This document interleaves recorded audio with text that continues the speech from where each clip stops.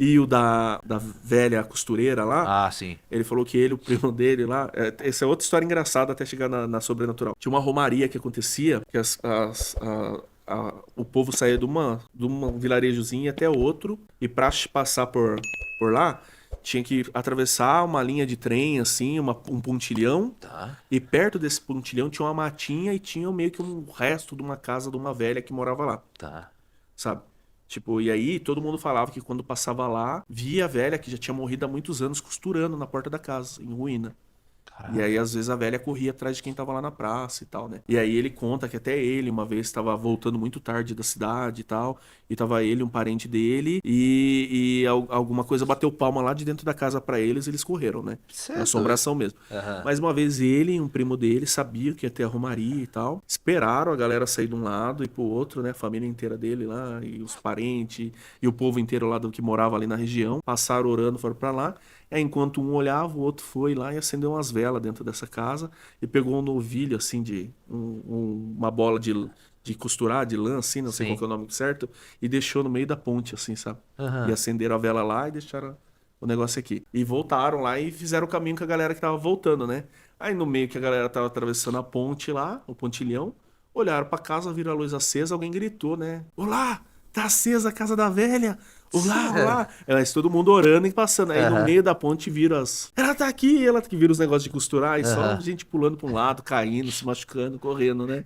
E aí ficou isso, né? Ficou que a Romaria ficou amaldiçoada um bom tempo, né? Aham. E aí passou um tempão. Aí um dia o primo dele não se conteve, contou dentro de casa. Aí uma outra prima escutou, já contou pra avó. E aí a avó tava no meio dessa galera que fugiu. Aí todo mundo apanhou. É mesmo? É, porque descobriu que era eles, né? Sim, sim. O Das falou, pô, legal, vamos gravar assim, pô, legal pra caramba. Aí perguntaram do bode satânico, né? E perguntou, a Aline perguntou se já falou da boca de ouro.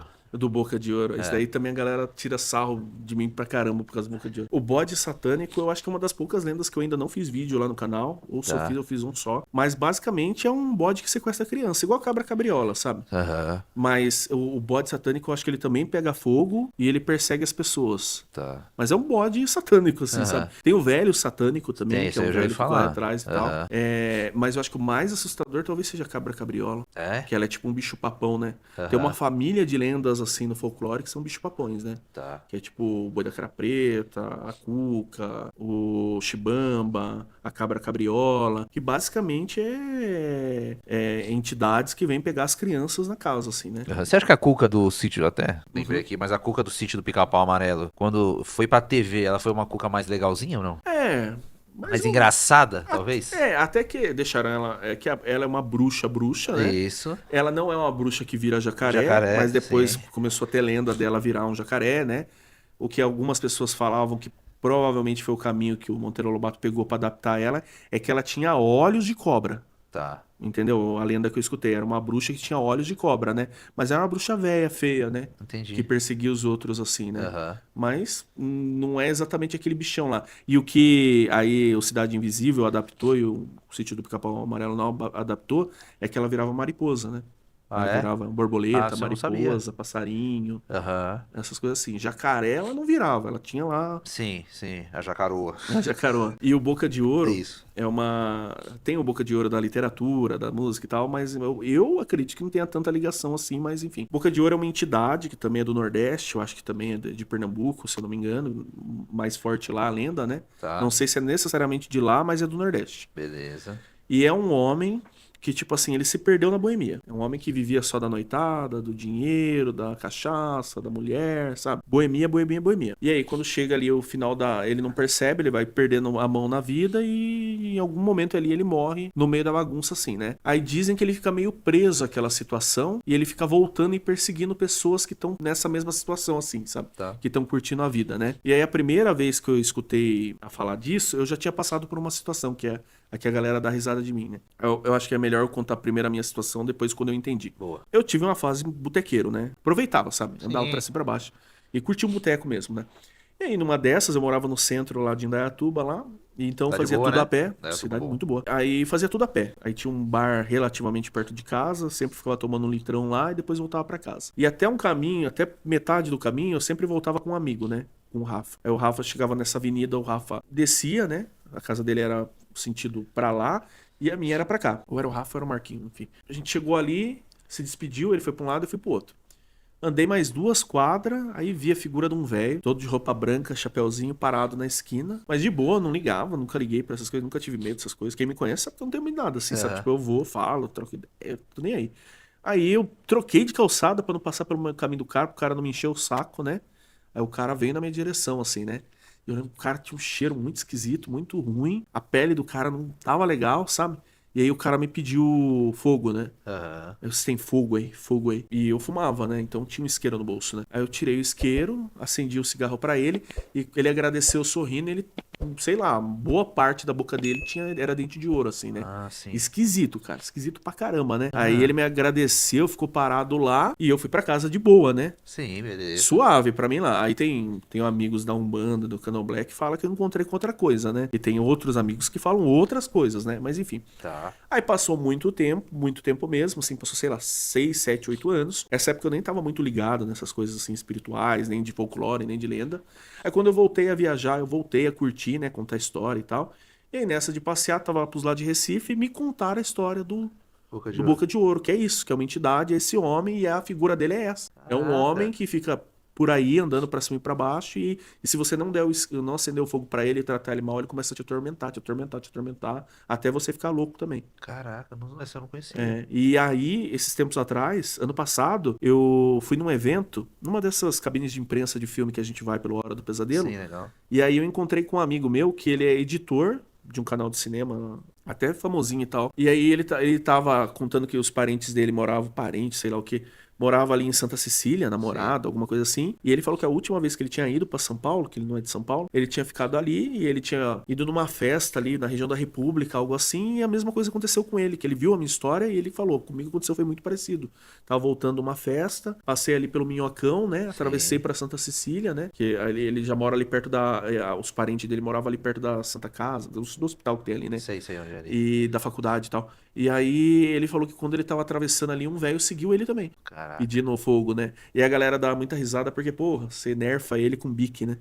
Aí por isso que a galera dá muita risada, Boa, boa, entendeu? boa, E o boa. Daza também, esses tempos atrás, ele tava lá na República lá também, só que no caso dele ele acha que também era outra coisa, é ele quem tem que contar pra Sim. você, porque no caso dele ele passou na frente de um prédio, que era um prédio onde mora um monte de... A gente acredita que são pessoas da África, né? Tá, Não sei necessariamente de qual país, mas são africanos, né? tá. E é meio bagunça mesmo lá, assim, sabe? A galera vive meio de qualquer jeito lá e fica pra rua e tal. E aí um dia o Daza tava voltando, que eu não sei se ele tava indo lá gravar com a gente ou voltando da gravação, e ele passou por lá, ele também viu.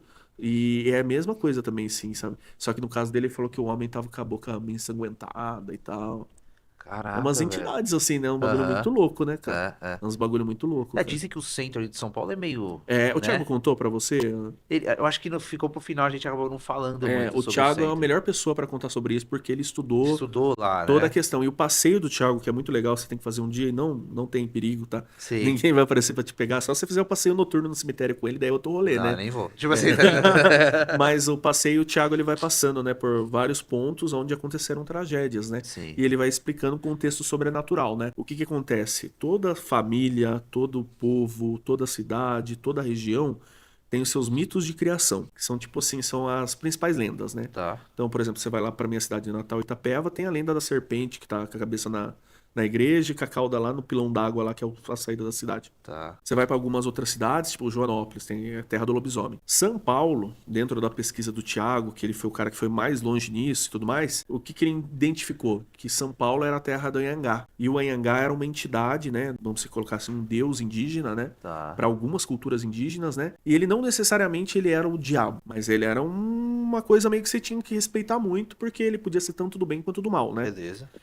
E quando os jesuítas vieram, começaram a catequizar e tudo mais, tô contando, espero não estar contando de uma maneira muito porca, porque o Tiago conta isso muito bem, tá? Sim. Mas quando vieram os padres e tudo mais, eles estavam catequizando os indígenas, eles tentaram aquilo que a gente falou sobre a festa junina, Sim, fazer beleza. a questão da similaridade, da apropriação, sei lá. Então eles identificaram que Tupã era Deus, né? E quem que era o antagonista, né? Procuraram, e o que eles chegaram mais perto era o Anhangá. Também que o Anhangá virou um diabo, entendeu? Tá. E não que o Anhangá era um diabo, mas é que o Anhangá, ele era meio que responsável por manter o equilíbrio. Para algumas culturas indígenas, que eu também já pesquisei e estudei, o Anhangá, ele é um guia espiritual. Então, se acontecesse alguma coisa para você na mata, você viesse a falecer, você perder e tal, ele ia julgar se te ajudava ou não, e ele te guiava. E para alguns ele até guiava a caça, algumas coisas assim. Ele era uma entidade ali, né?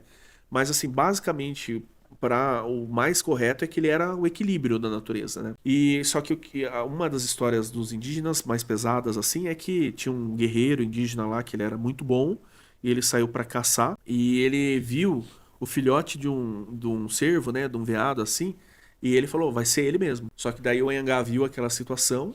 Falou, não. Ah, não, perdão. Ele tinha um viadinho filhote e tinha a Tá. mãe. E ele quis matar a mãe, né? Aí ele pensou, não, se ele matar a mãe, o filhote vai morrer também. Aí não vai ter mais gerações. Também não vai ter o trabalho que eles fazem ali, né? De semear, de manter o equilíbrio. Sim. Então ele não pode matar a mãe do veado, né? Aí o Anhangá entrou na cabeça dele, deixou ele maluco, porque o poder do Anhangá é deixar as pessoas malucas. E ele foi atrás pra matar a mãe do viado ali. E ele matou, só que depois ele voltou em si e ele viu que ele matou a própria mãe. E aí meio que ele ficou meio mal visto, assim, sabe? Malquisto, assim, a galera. Sim. E aí ele ficou meio como uma entidade do mal. E ele também tem uns gostos peculiares, né? Ele gosta de comer o que já tá morto. Ele é atraído pela energia da morte. Ele tá Tá. muito perto daquilo que é. Ele é o elo, né? Ele é meio que. É por isso que falam que às vezes ele era até. Tem uma história que eu escutei que ele era o responsável por guiar os espíritos vivos e os mortos, né? Aham. Tanto os vivos que não podiam se morrer, quanto os mortos que morriam, ele levava para outro plano. Tá. Só que ele se cansou dessa função, aí Beleza. alguns dizem que era porque ele não gostava do homem, que afetava o equilíbrio, ele não gostava de algumas coisas, e ele rompeu com isso. E quando ele rompeu com isso, ele ficou perturbado, entendeu? Tá. E aí ele desceu pra terra e começou a fazer as regras dele. Então ele era isso, entendeu? E aí ele meio que foi colocado como esse antagonista, né? E aí por que que eu tô falando do Anhangá? Porque em São Paulo tem o Vale do Ah, Anhangabaú, é bom sim. que dizem que é onde conseguiram pegar ele e prender ele, entendeu? Aham. Entendeu? E aí, em volta do Vale do Anhangabaú, tem todas essas histórias trágicas do centro de São Paulo. Joelma, Martinelli, entre muitas outras, sabe? O crime do Poço, aí tem o Chaguinhas, tem um monte de maluquice que acontece no centro de São Paulo. E quando você vai atrás de mitos de criação, você chega no Anhangá. Caraca, que louco. Mas tudo que eu tô contando, eu aprendi com o Thiago. Sim, sim. É, Então, onde a o gente ia falar Thiago é o ontem, nós cara tínhamos... que, tipo assim. É o que eu falei, né? Se você trazer o Thiago aqui só pra falar de assombrações de Campinas, ele tem um livro sobre isso. Ele falou pra mim, ele falou, pô, a gente faz um podcast só É, de só sobre isso. Campinas. Se você quer falar só de fantasmas de São Paulo, ele fala só do Anhangá, vai ser legal pra caramba. Se quiser chamar ele pra falar só de lobisomem, ele tem um livro de Tem, só lobisomem agora. assim. E a mesma coisa se chamar eu pra, tipo assim, vamos falar só de fazenda. Vamos Você falar dá só de aula também, quaresma, sim. entendeu? É esse vertente. E quando você vier com o Luciano aqui, você vai ver também. Você vai Sim. falar de Sete De Além com sete, ele, eu quero Mu, muito falar, aí quero você muito vai falar. falar de outras dimensões e tudo Aham. mais. Só que se você pegar e falar, o Luciano, ele tem um livro que virou um filme, né? Que é o Diário de um Exorcista. Tá. Então você pode fazer um episódio com o Luciano só de exorcismo, de sobrenatural ligado à religião e tal. Sim. Essas coisas assim, né? A gente fala de muita coisa, mas tem alguns pontos que rendem só ele, né? Sim.